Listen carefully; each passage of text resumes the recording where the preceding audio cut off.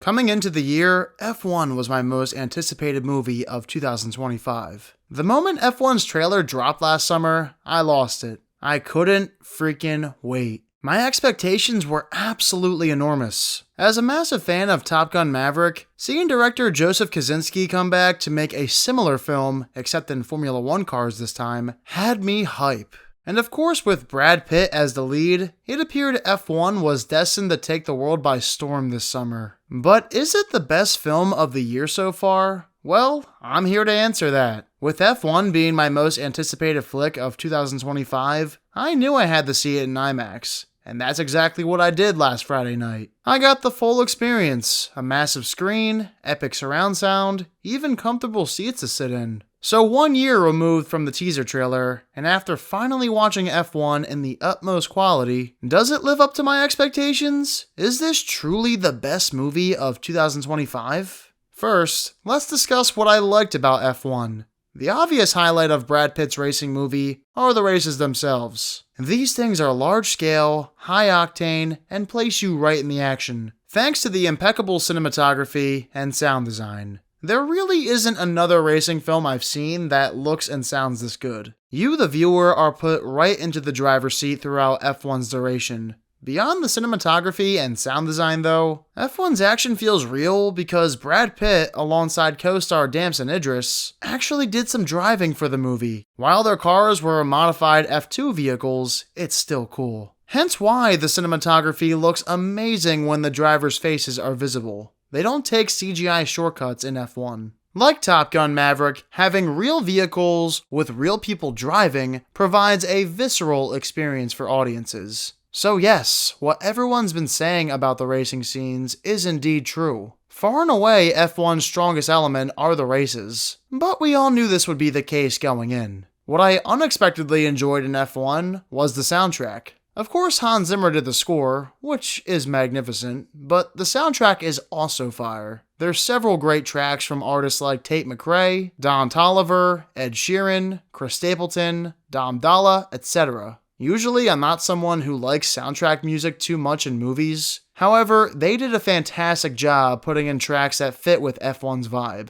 And again, similar to Top Gun Maverick, a blockbuster of this caliber needs a big star leading the way. In F1, Brad Pitt is that guy. And as you'd expect, he's great. At this point in his career, I think Pitt works as an older witty character, as opposed to 20 years ago when he was more of a slick heartthrob. Decades later, he was destined for the Sonny Hayes role. I can't see too many other big actors stepping in here and getting the same audience reactions as Pitt. Brad Pitt's one-liners hit pretty well. My audience had fun watching him in F1. His co-star Damson Idris did a fine job playing the cocky rookie role as well. I'm not sure if this is how young Formula One drivers act in real life. I'll be honest, I don't follow Formula One whatsoever. But I do watch the NFL and NBA quite often, so I know what a cocky rookie looks like when I see one. And Idris embodies that persona to the fullest. Outside of the racing sequences, I think F1's best scenes are when Pitt and Idris go at each other verbally, or when they begin to come together as teammates. Their performances meshed well, and I totally bought them as the old vet/rookie combo. They are the heart and soul of F1. Real quick, if you're new here, make sure you hit that subscribe button and turn on all notifications for upcoming videos. So with the good out of the way, what about the bad?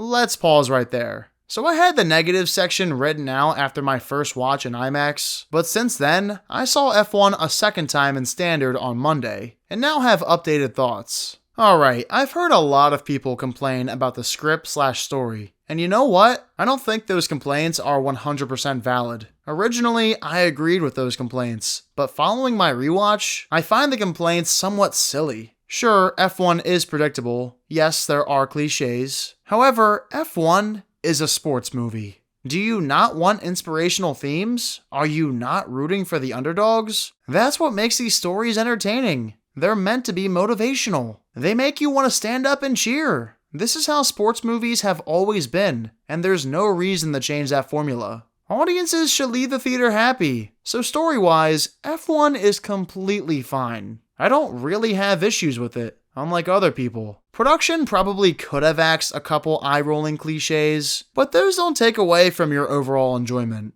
Most people will point out the script and story as their number one issue, and I simply don't agree. If anything, my number one problem isn't a real problem. It's that going in, I wanted F1 to be exactly like Top Gun Maverick. After all, Maverick is the best thing I've seen in theaters since COVID. I know I've been comparing the two a lot in this video, and audiences are doing the same thing. It makes sense why. Both films come from Joseph Kosinski, the stories aren't too far off from each other, and the action sequences share similarities. So I'll say this, F1 isn't as good as Top Gun Maverick. Maverick is one of the greatest movies I've ever seen. It would have been an incredibly tough task for F1 to replicate Maverick's magic. We haven't seen a film quite like Top Gun Maverick before, whereas F1 is up against a multitude of past racing flicks, including Gran Turismo, Ford v Ferrari, and Rush to name a few. Now, don't take any of this as me hating on F1. I had a blast with F1 both times. In fact, I think a second viewing helped me like it more, because on rewatch, I wasn't anticipating a Top Gun Maverick replica. Okay, now to answer my question. Is F1 the best movie of 2025? As it currently stands, I don't have F1 ranked number 1. Nonetheless, that could change soon. A single rewatch already did wonders for me, and so by the end of the year, I may love F1 even more. We shall see. Either way, it's up there. Right around the top 3 best films of 2025 so far, in my opinion. What do you think, though? In your opinion, is F1 the best movie of 2025 so far? Let me know in the comments. Well, thank you all so much for watching this movie review of F1. Again, if you're new here, be sure to subscribe and hit that like button if you enjoyed yourself. I'll catch you all in the next one. See you then.